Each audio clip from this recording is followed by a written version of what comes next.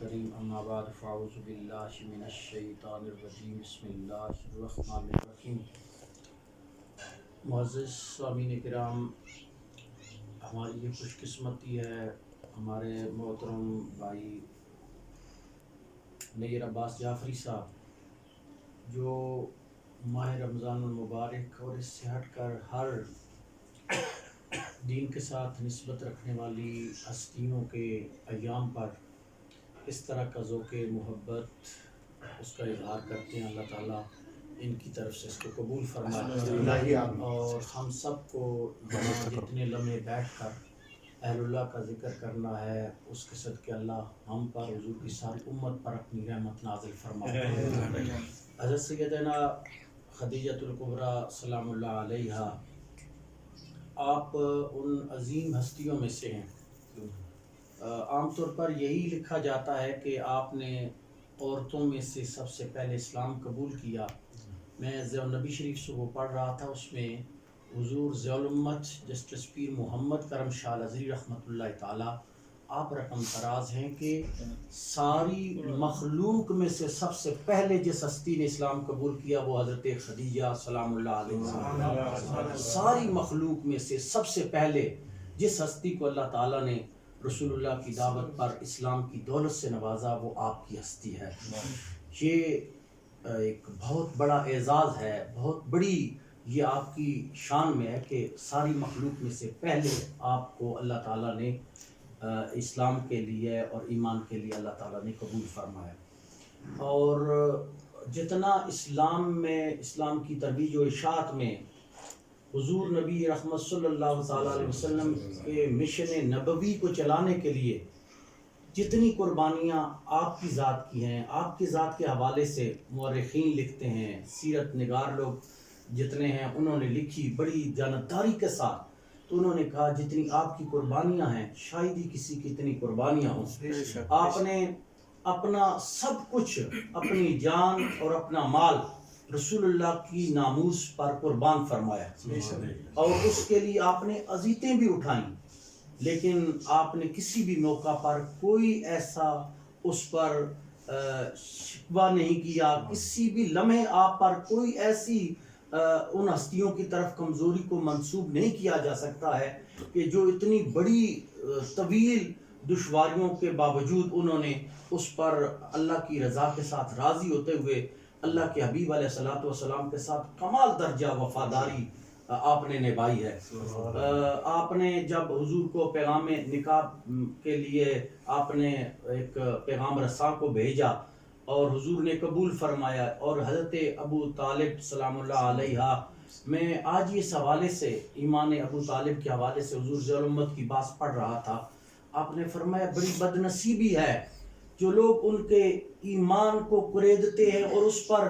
ہونے اور نہ ہونے کی بات کرتے ہیں، اور اس سے نہ جانے رسول اللہ کے دل کو کتنی اذیت پہنچتی ہوگی، حضرت علی پاک کتنے لوگ ان ہستیوں کی دل آزاری ہوتی ہوگی جب کوئی ان کے ایمان پہ ایسا کوئی کمزور جملہ کہتا ہے یا تعریف کرتا ہے، ان ہستیوں کے دل پر کیا گزرتی ہے۔ تو اللہ تعالیٰ دین کی صحیح سمجھ نصیب فرمائے۔ تو حضرت سیدنا ابو طالب علیہ السلام نے آپ کا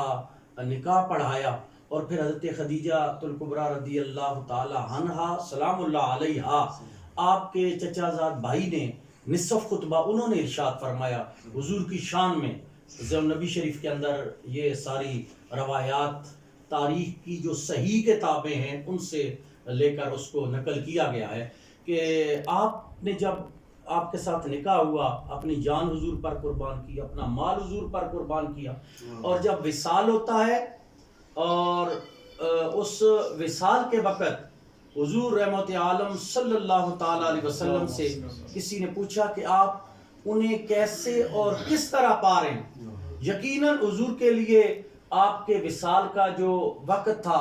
اس کو عام الخزن کے حوالے سے مجھ سے پہلے حافظ صاحب بھی بتا رہے تھے کہ حضرت ابو طالب سلام اللہ علیہ اور علیہ السلام اور حضرت خدیجہ الکبریٰ سلام اللہ علیہا، آپ دونوں ہستیوں کے وصال پر حضور جس طرح غمگین ہوئے اس کو تاریخ میں عام الخزن کا نام دیا گیا، یعنی 35 دن پہلے حضرت ابو طالب کا وصال ہوا، اور اس کے بعد حضرت خدیجہ الکبریٰ رضی اللہ تعالی عنہا آپ کا وصال پاک ہوا۔ اور جب ان ہستیوں کا وصال ہوا حضور یقیناً پریشان تھے۔ یہ وہ ہستیاں تھی جب مشکل آتی تھی یہ سہارا دیتے تھے۔ حضرت حضور کے نے ان کے وصال کے بعد حضور سے آپ سے متعلق پوچھا گیا، آپ فرماتے ہیں میں جنت کی ایک نار میں ایک ایسے خوبصورت جنت کے محل کے اندر انہیں دیکھ رہا ہوں کہ جہاں ان پر اللہ کی عنایات اس دنیا کی طرح آپ کے اوپر اللہ کی عنایات ہیں۔ اور آپ یہ جملہ کہتے ہوئے رو پڑتے اور آپ کئی لمحے اسی غم میں گزار دیتے۔ آپ فرماتے یہ وہ ہستی ہے جب لوگوں نے مجھے جھٹلایا انہوں نے میری تصدیق کی، جب لوگوں نے میرا انکار کیا انہوں نے مجھ پر ایمان لایا، جب لوگوں نے مجھے محروم کیا انہوں نے مجھے اسلام کے لیے مال عطا کیا۔ تو جس ہستی کے بارے میں اللہ کے حبیب کریم یہ کہہ دیں کہ وہ مجھے عطا کرنے والی تھی، لوگ محروم کرنے والے تھے، لوگ تکذیب کرنے والے تھے وہ تصدیق کرنے والی تھی، لوگ انکار کرنے والے تھے اور وہ مجھ پر ایمان رکھنے والی تھی۔ تو جب حضور اس طرح ان کا تذکرہ کرتے یقیناً آپ پریشان ہوتے۔ پھر اس کو عام الحزن کا نام دیا گیا، اور وہ آپ پر یقیناً ایک غم کا سال تھا، ایک انتہائی کرب کا سال تھا۔ اور پھر یہی وہ ہستی ہے جس سے اللہ تعالیٰ نے آپ کو دو بیٹے حضرت قاسم جن کی کنیت حضور کی ہے ابو القاسم، اور اسی کے ساتھ حضرت عبداللہ جن کے طیب و طاہر لقب تھے، آپ کو اللہ تعالیٰ نے ان کی ہی بطن سے عطا فرمائے۔ اور پھر اسی طرح آپ کی بیٹیاں حضرت زینب ہیں، حضرت رقیہ ہیں، حضرت ام کلثوم ہیں، اور حضرت سیدنا سیدہ کائنات حضرت فاطمہ سلام اللہ علیہا وہ بھی آپ کی بیٹی ہے، جن کا مقام، جن کا رتبہ، جن کی شان، جن کا وصال بھی ماہ رمضان المبارک کے اندر ہی ہے۔ تو وہ بیٹی جس کے بارے میں حضور نے فرمایا الفاطمہ تو بدعۃ منی، میں ان کی شان میں بھی ایک دو جملے عرض کر کے اپنی بات ختم کرتا ہوں کہ یہ وہ ہستیاں ہیں رسول اللہ کی ازواج مطہرات ہیں، حضور کے غلامان ہیں، اور حضور کی آل بیت اور حضور کے قرابت دار۔ میں چند دن پہلے ہی اسی طرح کے ایک حوالے سے پروگرام تھا، میں نے کہا دیکھیے آل بیت رسول، حضور کے قرابت دار، حضور کا وہ آل خاندان جس کے لیے اللہ تعالیٰ اپنا نظام قدرت بدل ڈالتا ہے۔ اللہ کا ایک نظام قدرت ہے، سورج نے مقررہ وقت پہ طلوع ہونا ہے، مقررہ وقت پہ غروب ہونا ہے،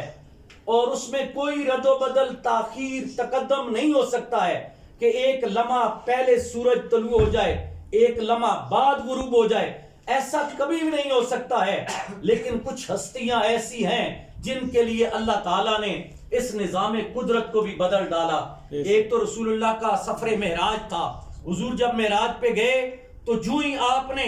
اس روئے زمین سے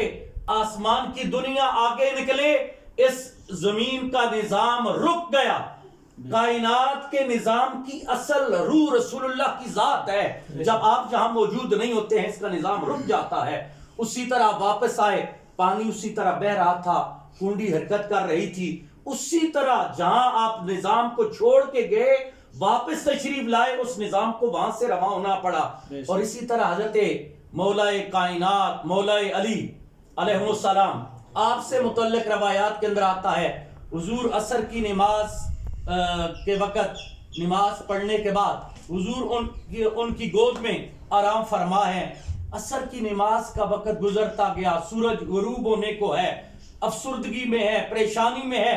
نماز کبھی قضا نہیں ہوئی۔ اور ایسے میں جب سورج غروب ہوتا ہے آنکھوں سے آنسو بہتا ہے چہرہ مصطفیٰ پہ۔ میرے نبی کریم جب بیدار ہوتے ہیں، ان کی بیداری کی اس شان کو بھی حدیث میں یوں بیان کیا گیا کہ میں سوتا ہوں لیکن میرا دل نہیں سوتا ہے۔ یہ نبوت کا، انبیاء کا یہ خاصہ ہے۔ تو فرماتے ہیں کہ جب حضور نے آنکھ کھولی، حضرت علی پاک کو افسردہ دیکھا، آپ نے سارا معاجرہ عرض کیا، حضور نماز کے لیے یہ پریشانی ہے۔ میرے نبی کریم نے آپ کی طرف دیکھنے کے بعد سورج کی طرف متوجہ ہوئے، یہی ارشاد فرمایا ان علی فی طاعت اللہ و طاعت الرسول، علی پاک یا اللہ تیری اطاعت میں تھے، تیرے رسول کی اطاعت میں تھے، اتنا کہنا تھا کہ میرے رب نے سورج کو واپس لوٹا دیا ہے کہ علی کی نماز قضا نہ ہو ادا ہو۔ جن کے لیے اللہ نظام قدرت بدل دیتا ہے، جن میں ویسے کوئی تاخر تقدم نہیں ہے، یہ اللہ کا فرمان ہے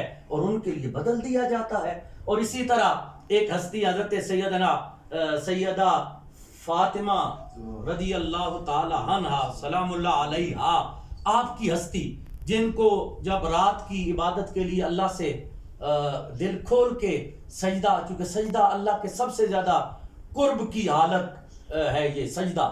یعنی سب سے زیادہ اللہ کے قریب ہونے کی حالت سجدے میں ہوتی ہے، تو آپ جب سجدے کے لیے اللہ سے وقت مانگتی ہیں، رات عبادت کرتی ہیں، صبح کے قریب ایک دنیا کو بتانا تھا، ایک دنیا کو ان کی شان دکھانی تھی، جب آنکھ لگ جاتی ہے اور سورج کی وہ جو نورانی کرنیں صبح صادق کی پھوٹتی ہیں، انہیں روک دیا جاتا ہے، رک جاتا ہے۔ اب صحابہ کرام اٹھ کر حاضر ہوتے ہیں، غلامان حاضر ہوتے ہیں، اللہ کے حبیب کہیں قیامت تو نہیں آ گئی؟ آج صبح صادق اور یہ طلوع نہیں ہو رہی، اللہ کے حبیب بتائیں کیا وجہ ہے، اتنا وقت گزر گیا۔ میرے نبی پاک علیہ الصلوۃ والسلام نے ارشاد فرمایا جاؤ میری بیٹی سے کے دروازے پہ اور انہیں جا کر کہو کہ آپ اٹھیں، آپ کے سر سے جو پردہ سرک کر ہٹ گیا ہے اور اس کی وجہ سے سورج بھی آپ کی پردہ داری کا حیا کرتے ہوئے وہ طلوع نہیں ہو رہا ہے اور صبح صادق بھی طلوع نہیں ہو رہی ہے۔ جن ہستیوں کے لیے اللہ اپنا نظام قدرت بدلتا ہے، یقیناً ان کی محبت اللہ کی رحمت کا ذریعہ ہے۔ ایسی ہستیوں کا ذکر یہ خوش نصیب لوگوں کے مقدر میں ہوتا ہے۔ میرے نبی پاک نے ارشاد فرمایا تنزل الرحمت عند ذکر الصالحین، جہاں ایسے نیکوکاروں کا ذکر ہوتا ہے وہاں اللہ کی رحمتیں نازل ہوتی ہیں۔ خوش نصیب ہیں اس گھر کے اندر رہنے والے، خوش نصیب ہیں وہ لوگ اس